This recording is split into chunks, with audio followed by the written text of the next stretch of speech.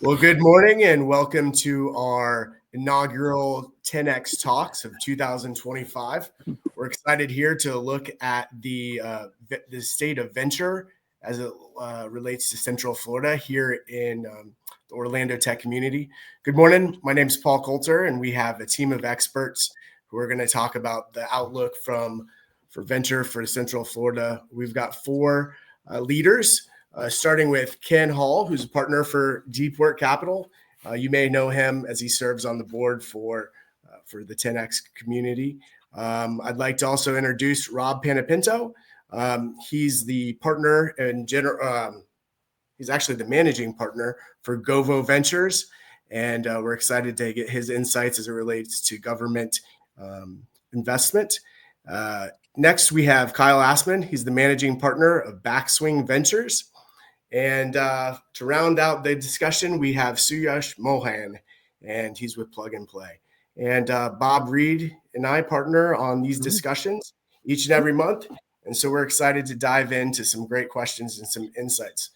But before all this, I wanted to give you a heads up. On February 20th, we have our next tenX meeting where all of us can meet together and network at Ivanhoe Brewery. So we're looking forward to that time together. And then we're excited about all that David has done and excited about some new transitions with Sheena coming up next week. So that's what we have to go with to intro into 2025. But to get started, let's just kick it over to the VC experts to give a little overview of their funds and their focus. So Ken, would you get us kicked off? Sure. Ken Hall, partner at Deep Work Capital, founded in 2015, based in Orlando, now investing out of Fund 3. We also serve as the investment manager for the Florida Opportunity Fund. So in aggregate, I mean, we're looking at a lot of deals that are local in Florida. I think last year we did 20 new investments. Average check size is probably a little over $1 million. Seed Series A. We do a lot in kind of different emerging technologies, high growth enterprise software, and some biotech and life sciences as well. Excellent. Appreciate that. And Rob, you want to kick us off next? Yeah, sure. Thanks, Paul. I'm Rob Panapinto. I'm the managing director of Govo Venture Partners based here in Winter Park, also in Miami. Our fund invests in also seed to Series A, but the companies need to be in government regulated industries or the government is a large client. We do have a strong Florida focus. We closed the fund, our first fund initially at the beginning of 2023. So we're basically 2 years old.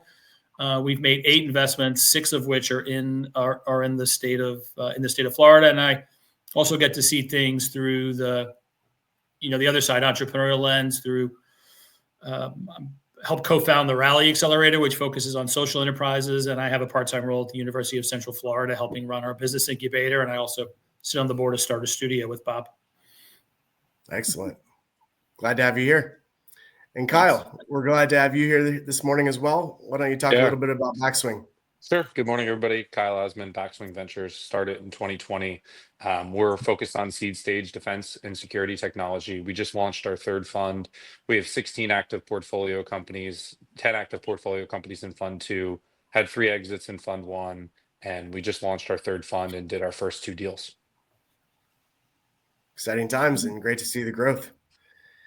And Suyash, welcome back from the holidays. And why don't you talk a little bit about Plug and Play? Absolutely. Thanks, Paul. Suyash Mohan, Plug and Play Ventures, pretty active, about 2,000 portfolio companies now across the globe. Just opened up our Orlando vertical last year, so focusing more on the Southeast as a whole, made 3 investments in this region last year. Excited to increase that going into 2025. We also run an accelerator, stage agnostic, investments, seed, Series A, and check size anywhere between 50 to 200K on the seed stage side and 500K to 2 million on the Series A side of things. Well, exciting. Glad to have you all here and glad for your insights.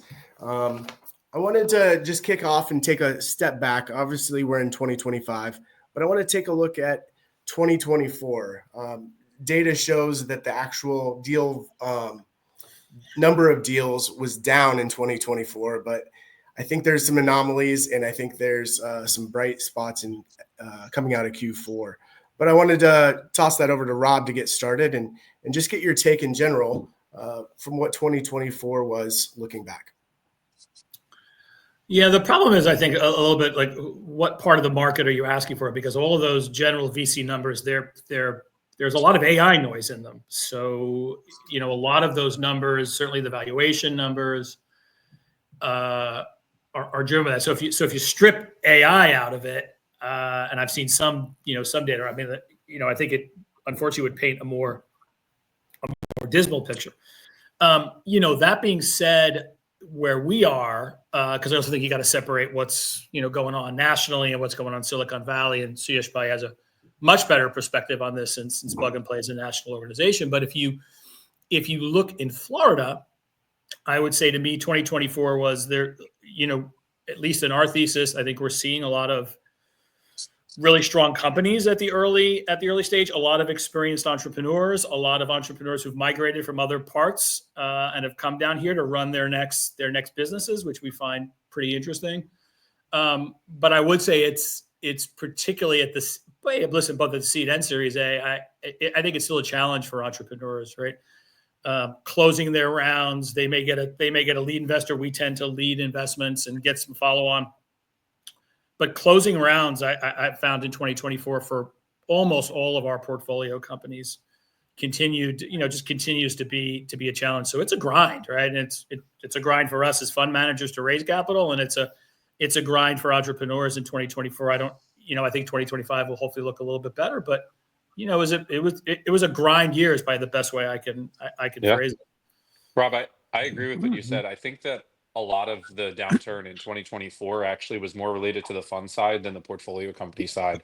I think first and foremost, it was an election year. So I think you had a 6-month period between maybe June and the end of November where people weren't doing very much in terms of deal activity because they were waiting on the outcome of the election. And then on the fund side, if you look at the pitch book numbers, fundraising's down, funds are down. I think that's really an interest rate problem. For LPs, I think there was less of a risk-on attitude because they could get better returns in the capital markets that were essentially risk-free on T-bills and other sorts of debt instruments. And also, so it hurt people actually committing capital to funds, but it also hurt the exit market too, because most of these acquisitions that get this capital back to these funds and back to the LPs so they can reinvest or finance via debt. And the debt costs have just been too high for acquisitions to make sense, plus the election factor. So, I think it's more been a fund side thing than a portfolio company side thing. But like you said, in our industry, in the defense space, it's been hot. I don't know the numbers off the top of my head, but I would imagine for the defense industry, 2024 was probably a banner year in terms of deals funded and total investment. And Ken, you invest predominantly in Florida in the life sciences and the technology space. How did you feel about 2024? And do you echo that sentiment or any other? Yeah, I mean, another way to say what Kyle's saying is there's a resource that's like PitchBook's deal making index or indicator, and that basically aggregates terms and it calculates it. I think one way to phrase it is it's a supply issue. It's not a demand issue. Like there's good quality companies that are demanding capital, but the supply of capital has been constrained in a market when you exit a zero interest rate environment, when capital raising into committed funds is harder. So the supply of capital has been shortened, has been tightened, which means fewer deals are getting funded. Venture investors kind of have better command over terms, and just the playing field has kind of been more equalized rather than you could just kind of click your heels together and say AI blockchain 3 times and wind up with a couple term sheets. And so now it's kind of been this flock to quality. But another thing I did want to hit on though is that we started off talking about 2024, and in venture it's like you're kind of looking at things not over a year period but over 3 years or 5 years or 10 years. And if you look at 24, it's like, okay, this is way down from, or it's a little down from 23, which was a little down from 22, which was a little down from 21, which, I think 21 was the peak, like 300 something billion. Now we're around 150 billion. 150 billion is still a lot of capital to be invested. And that's way up from where it was at the beginning of the 2010s, which is way up from where it was at the beginning of the 2000s. it's a materially different asset class than it was, 10, 15, 20 years ago. So I still think we can get fixated on 1 year or another, but ultimately the asset class is institutionalized, hundreds of billions of capital. There are deals to be done. There are quality firms or companies able to raise real capital. So. Gotcha. Yeah. And then, Suyash, just stepping back, right? Obviously, you have a little bit of a broader context and exposure stepping outside of the Central Florida environment. Any thoughts to add to these points? Yeah, no, I mean, echo what Ken said, right? I think, 2021, 2020 with COVID, and obviously a lot of things happening during that period was an anomaly. And if you look at the graphs, 2018, 2017, 2016, and then compare it to, I guess, the last 3 to 4 years, 22 to 24, you'll see that it's just market correction to a large extent. And the amount of capital that's there present, I think it's going to get better from here. I think 2025, we're just going to see a consistent growth trajectory when it just comes to venture funding. I guess more on the supply side. I think again, we're a single LP firm when it comes to our seed stage deployment, so probably don't have too much insight there, but definitely see positive things going forward into 25 and 26. Gotcha. Well, going into 2025, obviously administration change. And Ken, I loved your point that you talked about. Hey, I'm looking, 3, 5, 7 years out. So how does that play into your outlook for 2025 with this administration change?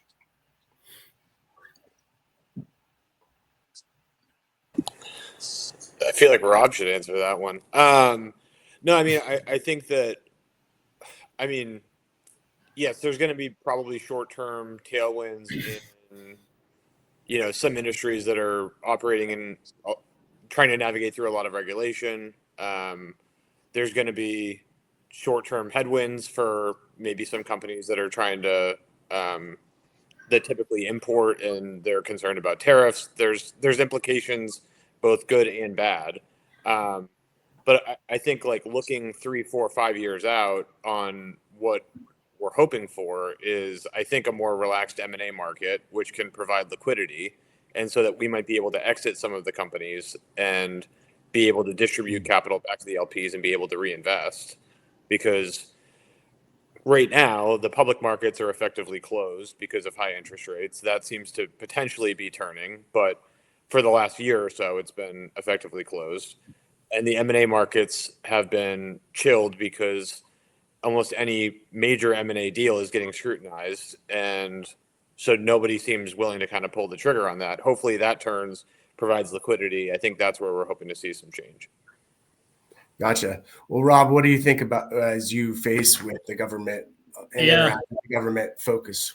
Yeah, we had a lot of strategic discussions both before and after the election. The next morning, the partners were on the phone. I think, first of all, again, I'd separate macro from micro. I agree with everything Ken said on the macro side, right? So I think this sort of deregulatory, probably a change with Lena Khan, interest rates presumably continuing, hopefully to level off or drop, I think should free up, or certainly there should be more M&A activity, both private deals and opening of the public markets. And even though we're all at the early stage here, that when the pipe gets backed up at the end, it impacts us. So I think that will help. On the micro level, I think it's interesting. On the one hand, a deregulatory environment should be good for innovation. And I think for us, we think it'll create a lot of opportunity for early stage companies to interact with government in a way they might not have been able to before.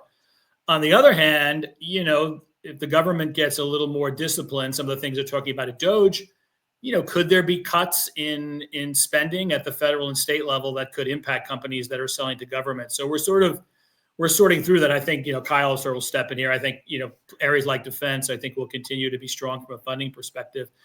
I think some of the ESG and green energy stuff, I think you've got to look a little more carefully at some of those subsidies maybe going away. I might not invest in wind right now. I mean, the government's, both Trump and Vance have been pretty hard on that. So, I think you'll have to look at specific industries and specific regulations, but I think in general, both macro and micro, this administration should be positive for the M&A market, positive for innovation. They're surrounded by tech people inside of the delegation. From a Florida perspective, it seems like half of Florida elected officials are moving up to Washington. That can't help but be beneficial for those of us who are focused on the state of Florida. So, there'll be some specific tailwinds I think you've got to look at from an industry perspective, but I think overall it should be a positive.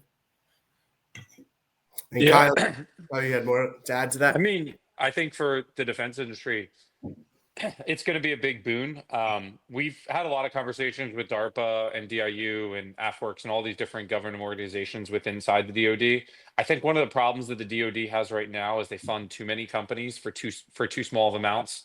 And, these companies developing air-to-air missiles and drone defense technologies and offensive drone technologies, it's really, really expensive stuff to do. So a couple $100,000 is kind of a drop in the bucket. So we've really been pushing hard on the DoD, especially particularly this administration, which is going to have a large Florida component that we know pretty well, to really, really focus on getting larger chunks of capital to the companies, to get larger chunks of capital to the companies that need it so they can further develop the technologies, and we can focus on fewer technologies, but funding them stronger. And I think that's going to be a priority for this administration, which is going to be helpful in the advancement of technology.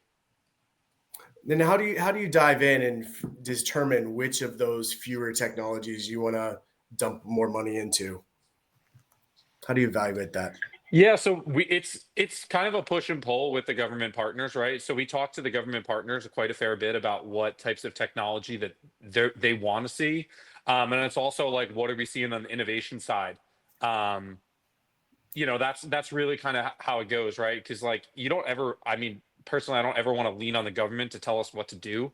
So it's a balance of going to the Army and Navy and saying, hey, an example is that things in the Indo-Pacific could flare up at any point in time. So there's a huge need for, cheap submersible kinetic vehicles that can be used underwater for, kinetic purposes.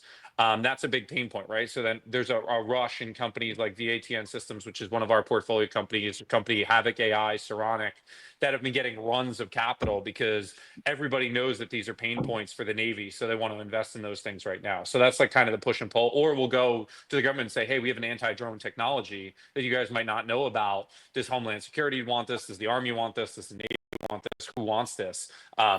And those are kind of the conversations that we're having on a day-to-day basis. Excellent. With that said, obviously we're taking a look at the government sector, and we could dive into the government discussion a little bit deeper, and maybe we will circle back. The length of investment, we talked about liquidity and the availability of capital for investments, right? The length from initial investment to actual exit is extending longer and longer, right? So how does that play into this, and what other dynamics are you seeing to expedite that? I know, Ken, you mentioned potentially more M&A coming to fruition. Well, I don't know. I don't know if I would say that the average holding period is longer. I've seen that data point. I think that outcomes have gotten bigger, right? And so if you're building an Uber and going public at 50 billion plus kind of market cap, then yes, that is going to take longer. But we're also seeing companies like CoreWeave or something like that go into the tens of billions of outcome in 3 years. Kind of like the ability to take off and go like this and scale kind of at unprecedented levels in a compressed period, I think can provide the path to liquidity being realized in shorter periods than ever. But I think like that dynamic has been drawn out from a public markets that's been very unforgiving to small cap kind of IPOs. And you need to build into 5, 10, 20, $30 billion kind of outcomes to go public. So therefore you need to hold longer in the private markets. But point being is that I think you're seeing some shorter holding periods created from really fast growth. And those are the deals that aren't getting scrutinized right now. Anything over 10 billion is getting scrutinized, and anything kind of under a billion seems to go like that a lot quicker. So that's my, I don't know. That's my view on how you can get liquidity a little faster. What are you seeing, Suyash, on a macro scale there? Yeah, I mean, it's the same.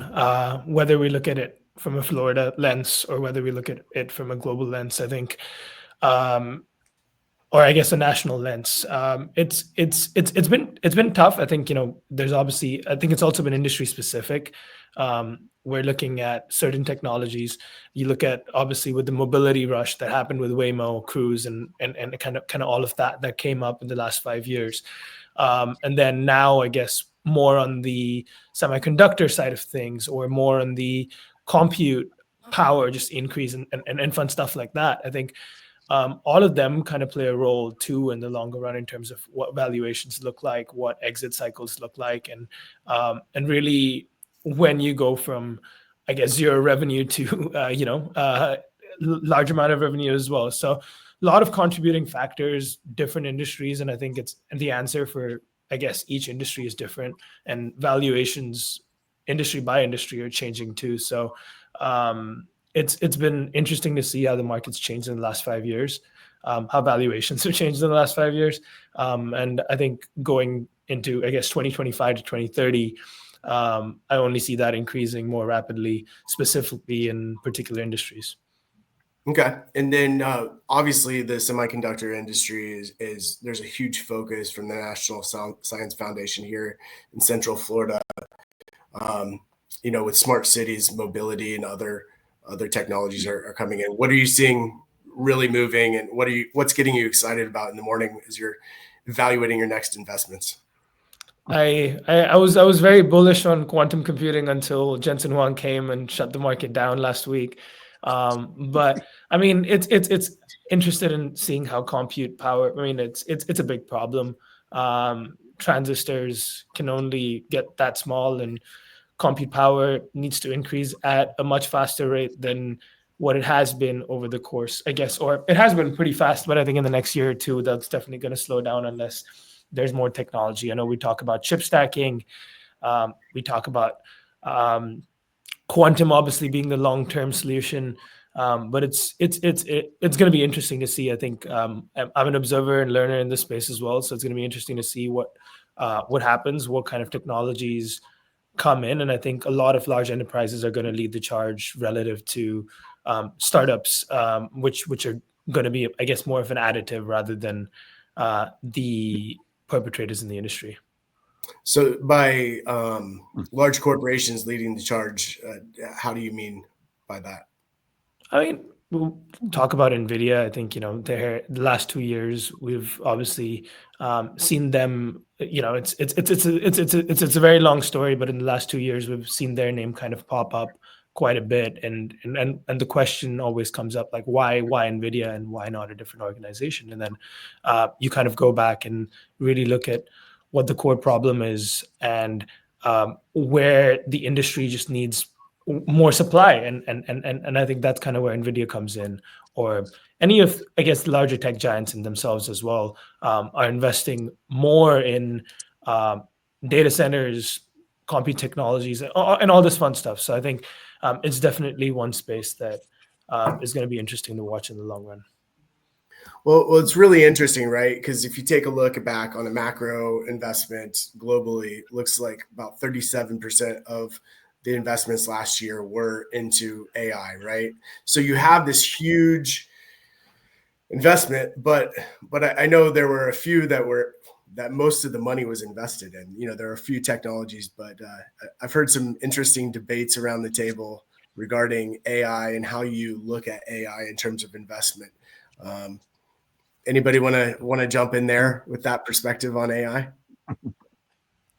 I mean, very quickly, just one thing. I think, when AI first came in, I think from an investment perspective, we were treating it as a vertical. I think now it's being treated more as a horizontal. I think it's just something that's gotten incubated into every, I guess, different industries, different technologies, different startups.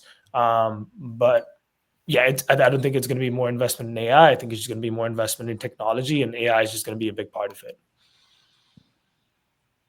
Yeah, I love that take. I think Ken, I was talking to you about AI and how you actually define an AI investment a little bit earlier. Well, yeah, I would say like I think 30 or 40 billion dollars was raised this year between OpenAI, Anthropic, XAI, between 4 or 5 companies, right? So that's going to skew a lot of the numbers that we're talking about. Just you could take again on one hand, you could count who's raised 40 billion dollars or so. And so I guess I'd say where we're looking to invest in AI is companies that are building something that's completely I would say out of the roadmap or kind of hidden from a lot of the kind of the bigger companies that are this well funded and deep pocketed.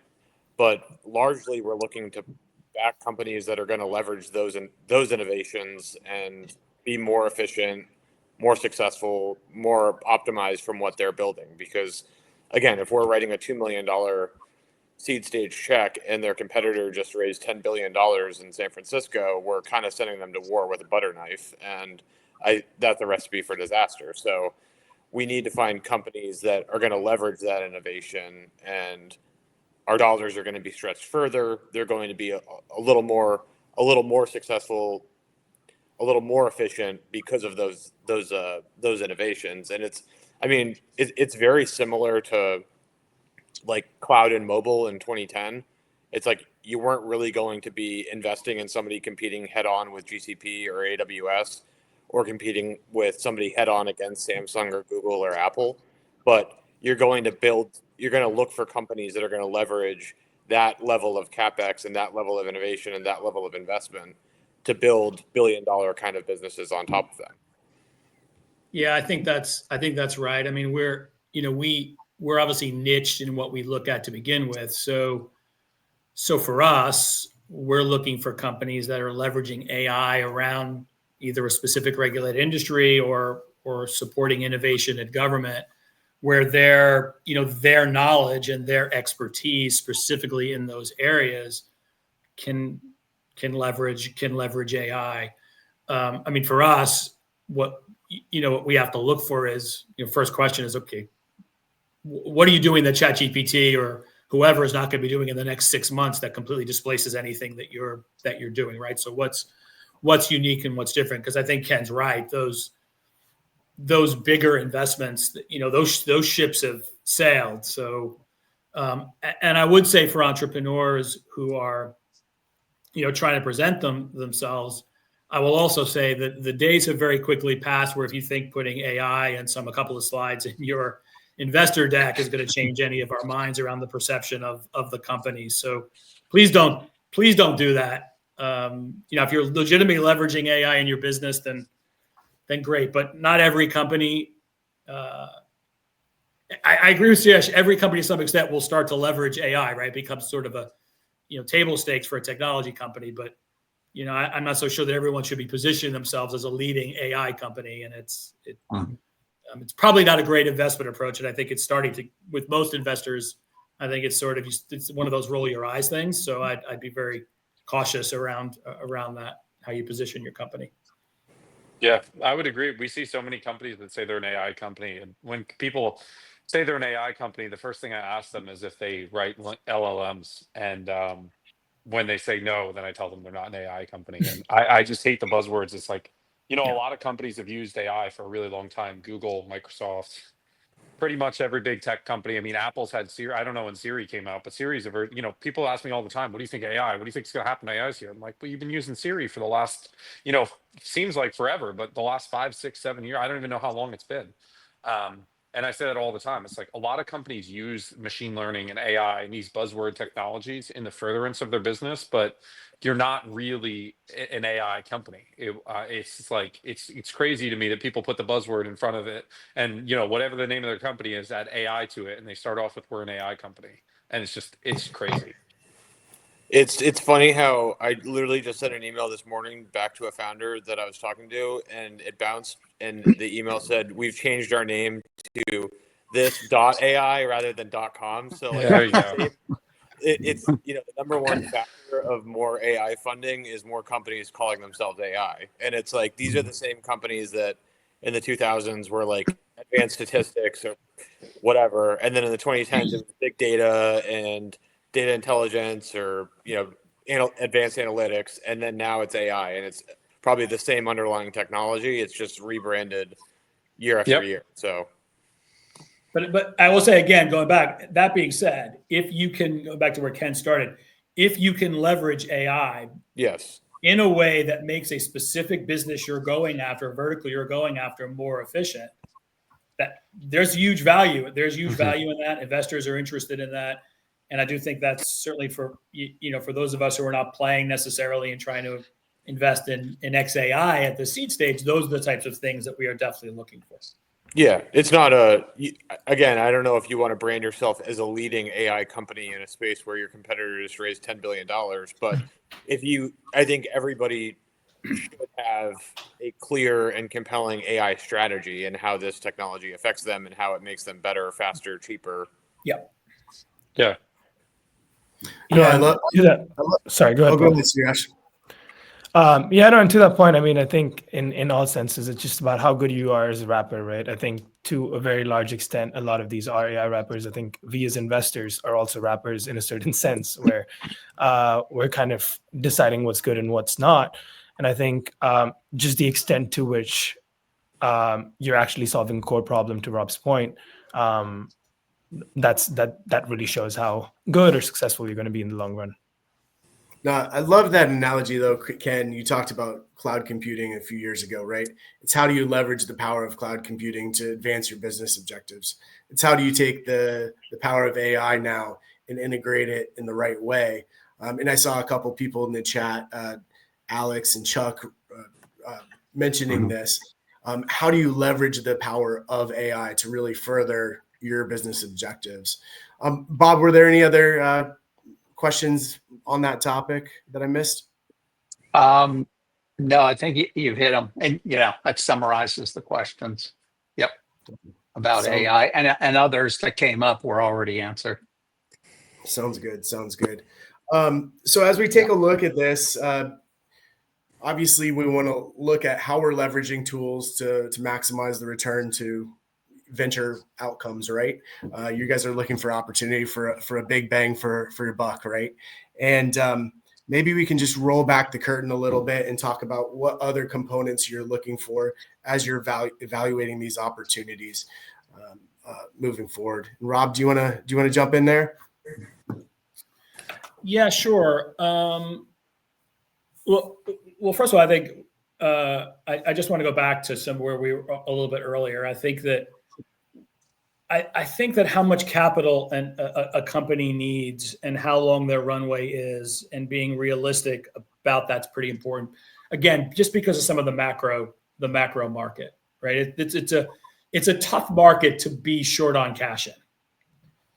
And so I think one of the things that we look for, just beyond some of the other things, also is just really what the capital strategy for the company is, how realistic the entrepreneur is about how quickly they can get to market, what their spend. Again, all of us here are investing very early, and it's tough to predict revenue at an early stage. I mean, Ken and I are invested in a company that we're really co-investors in a company we're really excited about. That it's probably taken them 6 months longer to get off the ground, all for good reasons, right? And so you've got to manage that for cash.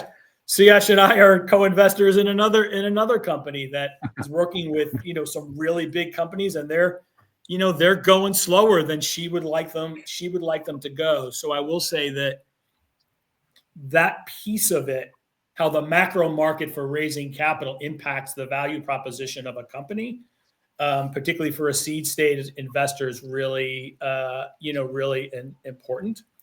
So we do look at that. And we scrutinize that a lot, particularly because we tend to lead rounds. So we really spend a lot of time understanding about, who else might come along with us. Are there other investors ready to step in? Do we make as a condition of the close that a certain amount of the round has already been closed, before we before we close our fund. So that I think that capital piece for entrepreneurs is really, really important right now at the seed stage. Look, beyond that, I would think all of us will say that, people and teams and leadership matters at this stage, right? We've all heard the bet on the jockey, and there's no doubt that's a big component of what we do. So certainly we're looking for, unique technology in big markets, but we also need some comfort level around, the experience of the team and our confidence in that team. And for me, how I've always looked at it, because I come from an entrepreneurial background, and I was part of a company that when I joined it was about $500,000. When we sold it was $250 million. And if you look at my resume, it looks like one company over 18 years. It was 10 companies over 18 years. We were a different company all the time. And so when we're looking at seed investing, what we're looking for are entrepreneurs who could sort of paint what an A to Z vision of what the company could be, which sort of validates our ability to get the returns we're looking for.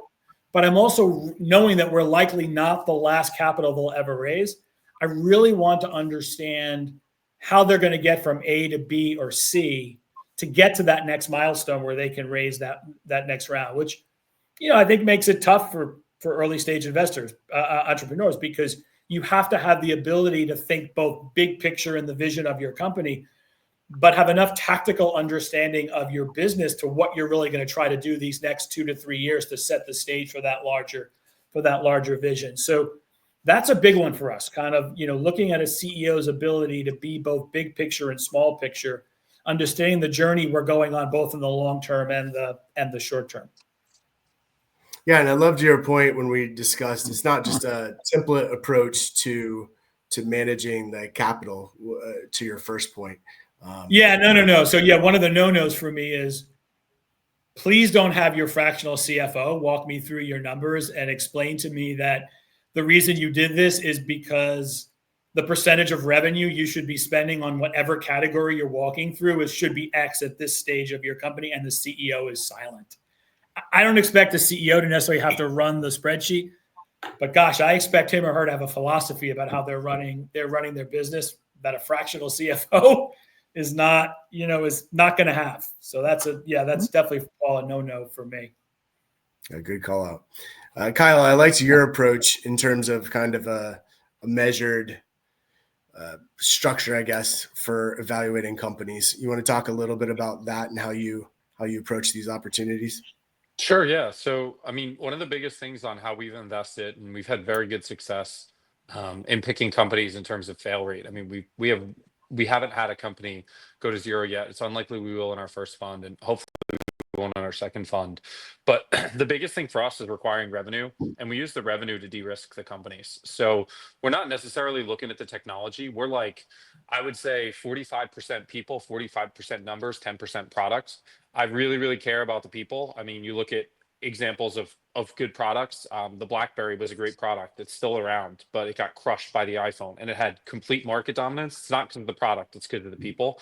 The people running the company were not good at running the company. They ran it into the ground. Same thing happened to Nokia. Same thing happened to Yahoo.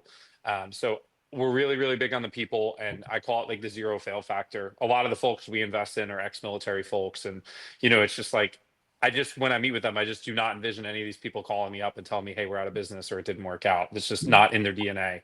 So that's a big thing for us on the people. And then the other is the revenue, right? We want companies that are sub 20 million in valuation, because most of the exit activity takes place below 500 million. Most of it takes place below 100 million if you look at total deal volume. So, if we get companies at 6, 8, 10 million in their seed rounds and they sell for, 60, 80, 90 million dollars, as opposed to trying to chase unicorns, you can get really, really high quality returns. I mean, the average to be in the top 10% of venture funds, 3x over a 5-year period, is a pretty good number. So if you're getting companies that are going to sell for 6, 7 times net of fees, I mean, you're going to be returning 5, 6 times to your LPs. That's pretty significant. So, and the revenue we use to de-risk. So there's 3 parts to it. It's the team, it's the valuation and understanding the numbers, and it's the revenue. I like to talk to customers about the product. I like to see them pay for it until you need it. I mean, everybody on this call and everybody who's listening to this call has probably seen some technology before, and they're like, "That's super cool." I see stuff all the time, but you're like, who at the end of the day is going to pay for it? You go to these conferences and you see these robots and other things. You're like, that's the coolest thing I've ever seen, but I don't think anybody's actually going to pay for it. So that's what we do, and that's what's worked for us in our model. Ken, do you have anything to add to that on your perspective, or what might be a little bit different? No, I mean, I guess the only thing that I haven't heard that I always listen for is like the why now factor of the market, right? I mean, if we're seeing something and we're getting excited about it, and this might be the right time to make an investment, it's what is changing in the market, whether it's regulatory, whether it's like underlying technologies. Again, I mean, take like the iPhone proliferating and getting like mass adoption created people to be able to bet on Uber or Instagram or all of these other apps that had the infrastructure. So if you're betting on that, you're betting on some underlying adoption from something else. So I always listen for like a why now in the market on why this is the right time where this business can take off. But I think just, one thing that Rob said and one thing Kyle said that really hit like that I think resonates very well is the capital strategy right now, right? In a market where investors tend to be more risk off, having a really clear and concise capital strategy where the business can get to a default alive stage or have the funders around the table to give it kind of a bridge and extension to get to that stage if the market turns even worse or if they just don't hit the milestones, I think is critical. So having a good capital strategy there. And then, as Kyle said, in any risk-off market, I think traction are probably three of the most important things of the business. So, obviously that comes down to paying customers and dollars flowing through to the business in the form of revenue. But even if you're pre-revenue, you can generate traction. That can be LOUs and MOIs, and even if you're not even live with that, it can be wait lists, right? So it's like you can look at different things to de-risk the business in the form of traction. Number one, and like most valid, being actual dollars in the door coming in from the customers that we can talk to and hear them and they tell us a compelling reason for why they're buying it. But there's no, like, even if you're pre-revenue, there are things you can do to de-risk the business from a traction perspective and make investors gain more confidence. Suyash, you're nodding there. LOIs, pilots, are those the type of traction things that get you excited, or what else are you looking for there? I mean, as pre-seed stage investors, there's only that much we can have a look at, right? So I'm not going to be looking at numbers or projections and all that fun stuff because it's all made up, right? So I think the point that Ken makes, LOIs or MOUs or any sort of traction that just shows that, hey, I'm not an expert in this industry.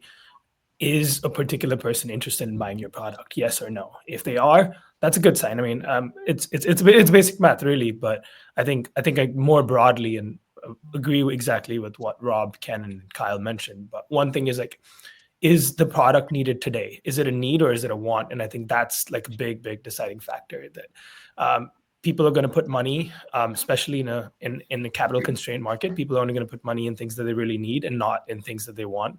And investments are going to be in line with that. And the next thing, or I guess the second factor in terms of just, the team aspect that Kyle mentioned, just emphasizing on that, right? Do I think this founder can go ahead and raise another round of money? It's important. I think, there's certain founders that are more capable of fundraising and there's certain founders that are not. And I think just kind of getting a feel of that and getting an understanding of that is super important when you're coming so early because there's only that many things that you go off of. Sure. No, absolutely. It makes sense. So what's echoed is obviously the timing of why now. Obviously you have to have the right context. You have to believe in the founders that they can raise to the next round. What is it about that founding team that you're looking for, and how do you find that right fit? Now, I'll just toss this to anybody that wants to jump in there. How do you find that right fit with personality that you want to invest in? A couple of things, I guess. I mean, the basic metric is have they done it before? That's, I guess, the most simple answer. If they've done it before, they have a better idea of probably better execution skills compared to the others. Obviously, not saying that that's everyone, but that's more and more often the case.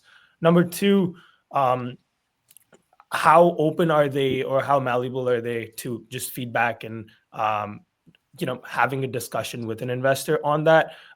Founders that I think are very, I wouldn't want to say arrogant, but focused towards like, this is what is right, and not listening to feedback is never a good thing. I've invested in companies where we've learned from that. I think not a plug and play, but previously. And I think it's just important to kind of keep that top of mind and just be, I guess, open to feedback in the long run. Rob, you had a good perspective, I think, in matching and what you were looking for from a founder mentality in terms of seeking the right match and the right partnership. Do you want to talk about creating that right partnership and doing that?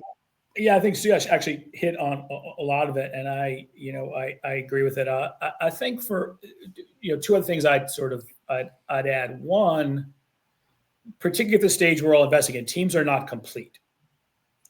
So I think you're looking for how complete is the team, and how complete is the team relative to really, again, what do they need to do in the short term. So if the founder comes from a more technical background, but getting traction in the marketplace which is always important.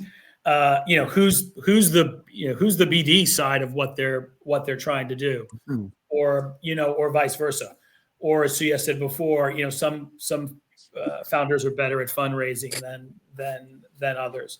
So there's a little bit of a match between skill set of how the team exists today relative to what is needed for the company short term, but more importantly, over time, the team needs to grow. So I think, going to the point about arrogance, I think one of the things we look for is their recognition of their own skill sets and where the team will need to be augmented. And is part of the capital that they're raising, I would hope, would be to start to fill in some of those gaps and prioritize those gaps.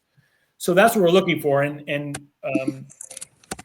because we tend to be active investors, again, as CS said, I think we're looking for founders that are seeking partners that can help guide some of that feedback and be part of that conversation with them and be helpful. But they have to be open.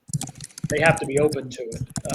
So that's really how I think that's how we look at it, both generally and then at the specific level. And we're looking at a very specific company. We're looking at a company right now, for example, that love the product, love the team. Their sales process is going to be fairly complex, and you could tell the team might have some learnings about how to manage their sales process. And so I don't expect them necessarily to have all the answers, because it's clear they probably don't yet. But I'm really interested in their recognition that that's a gap that they need to fill, and have a conversation about how it can get filled in the short term. Got it. Well, Kyle, can I pop it over to you? I wanted to get your perspective on what else you value in terms of the match of personality in the team. You said 45% of that is how you weight your focus on the decision. Yeah. I think a big part of it too is I like to go meet founders, fly out to them. I was just in Colorado last week with one, meet them 2-3 times, and just see how you gel and vibe together, right? There's certain people you meet that it's not going to be a good working fit. So I think it's important to meet them and have that personal connection. Gotcha. Yeah, I'd take this a little different way, which is just like, what advice maybe would I have for founders? Sure. Because I think if I'm zooming out, like one thing, and if we can talk about Orlando or Central Florida a little bit, is like, I think one of the biggest mistakes here is that founders undersell themselves. And, I think maybe that's a hurdle that a lot of people have to overcome and outside of the major tech hubs. And ultimately, like, if we're investors, we believe in the space, we believe in the opportunity, we believe in the product, the potential product market fit. We believe this is a problem. Is this the right jockey to bet on? And if you're ex-Google, Stanford, it's like, okay, well, maybe this is the person to bet on. And so sometimes in these other kind of overlooked markets, you're fighting an uphill battle. And I don't think that a lot of founders locally that I've met with sell themselves enough or sell their team enough as something unique and special. And I think at the end of the day, like, there's no one size fits all of like, this is what makes a great team, because like, are we looking for somebody who's a repeat successful founder? Yes. Are we looking for somebody who has technical expertise? Yes. But at the end of the day, you're looking for something that's unique and special that gives you permission to believe they can create an outlier business, and you're looking to bet on that. And that sometimes can just be this like maniacal tenacity at the earliest stage where you know that they aren't going to give up in 24 months, that if door A is closed, they're going to go through door B. If door C is closed, they'll go through door D. And if all the doors are closed, they're going to make a door. Like, they'll find a way to get through, right? This is they're like that maniacally focused on this. Sometimes it's just like being an overly compelling storyteller that they can convince these employees to take pay cuts to come work for them, and these investors to back them, and it creates this momentum at an early stage. So I think there's a lot of people find something unique within the founding team, and it's your job as a founder to find out what that special sauce and special ingredient that you have is, and sell that, because you're going to find one investor that believes in that as the special differentiator to bet on. We'll toss that same question over to Suyash and Rob. I think we answered you. Okay. No. I guess Ken diverted. Like, what else are you looking at? Outside of that, or what advice do you have to founders? So we'll shift the question to what advice do you have to people that are looking to raise? Obviously, Ken did a great job of like selling yourself, and that's something that Central Floridians don't really do as well in general. Another thing I'd add, again, sort of on the macro environment right now.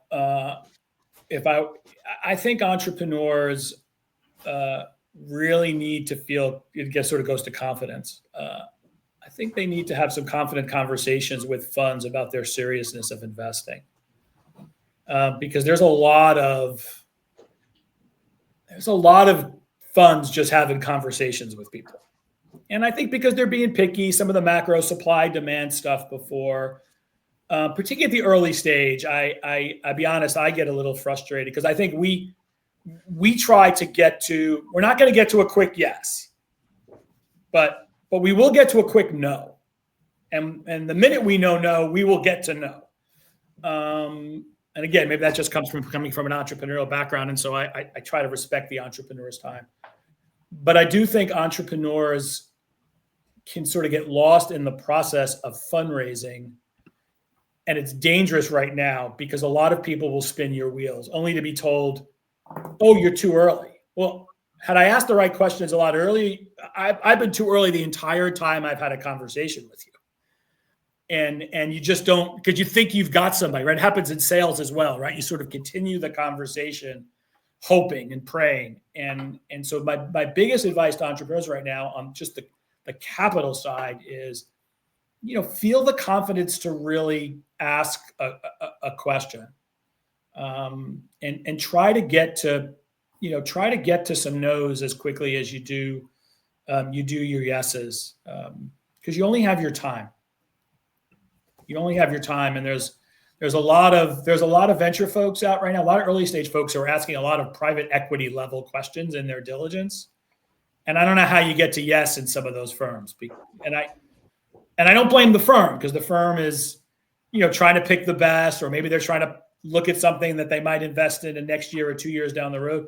But you as the entrepreneur may or may not have time for that. So I'd be conscious about that as you're thinking about your capital raise. Yeah, on the piece of advice, Rob, I agree. Two things. One is on the quick no. I've seen so many funds do this that we've introduced portfolio companies to, and it's really frustrating, where that there's no chance that they're going to invest, and they keep having meetings and tying up this founder's time. Time is the most valuable asset. So I agree with you. A quick no is the second best thing to a yes. And the other thing for founders too, who might be on the call or going to listen to this, is don't create a false sense of scarcity. You know how many times people are like, well, we have, $4 million of our $5 million round raised, and we just need one more, $1 million more. And, we're trying to close in 7 days. VCs and people in the capital markets see right through that. Because if you had a deal that was really that hot, it would already be closed. We wouldn't even be on the phone. Yep.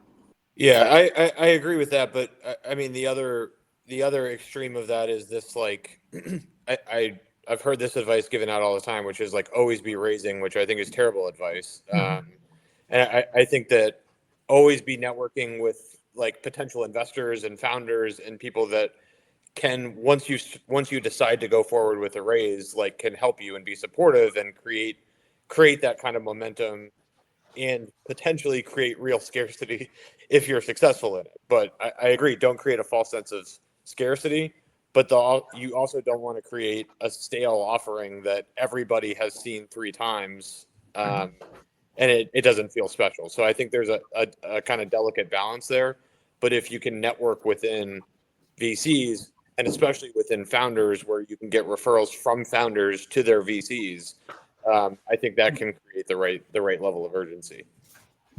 Yeah, and the ideal case scenario obviously is like, you come in, close your round in a week, 2 weeks, and then kind of go on from there. I mean, and that's kind of what VCs want. That's kind of what founders want. And I think that's where the common ground is, right? So just be efficient with your time, research the type of VCs, like don't reach out to every VC because not every VC is going to be a fit. I think a VC founder fit is also a thing. And finding out which VCs are actually going to help you in the process is also super important. So me going in as a founder, one big thing would just be do your research,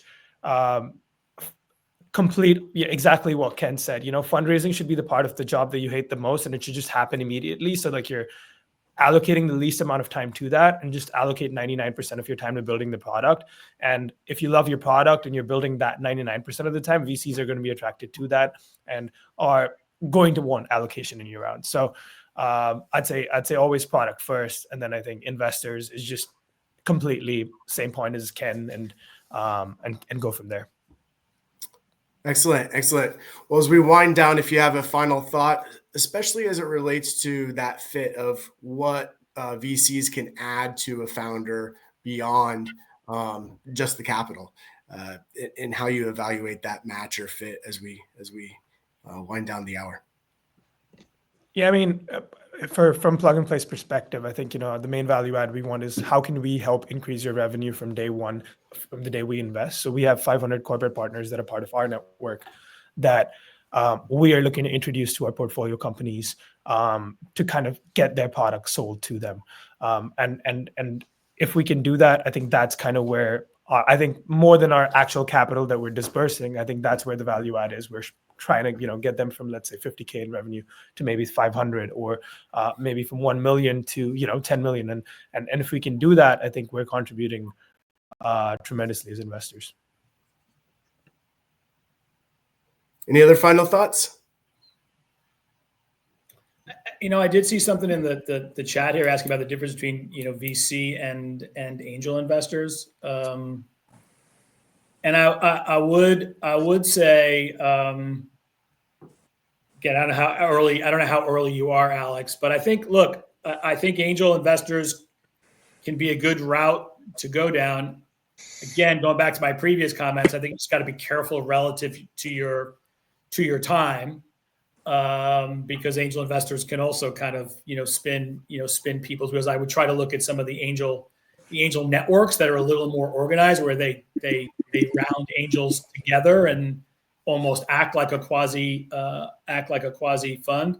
I will say I do find that angel investors are probably a little less tough on terms than those of us around this. So you may get a better deal with an angel investor, and you might find the right one who can be very, very strategic for you. I think as Kyle and I both said, your time is so precious at this early stage. So I think you've just got to validate how much time you could spend trying to get to the capital goal you're assessing. But I think at an early stage, angels are definitely a route to go down for sure.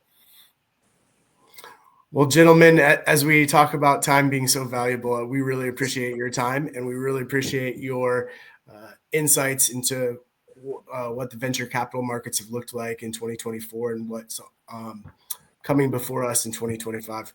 We're excited for the year, and we'll look forward to the next 10X talk the second week of February. Thanks so much, all. Have a great day. Thank you. Thanks all.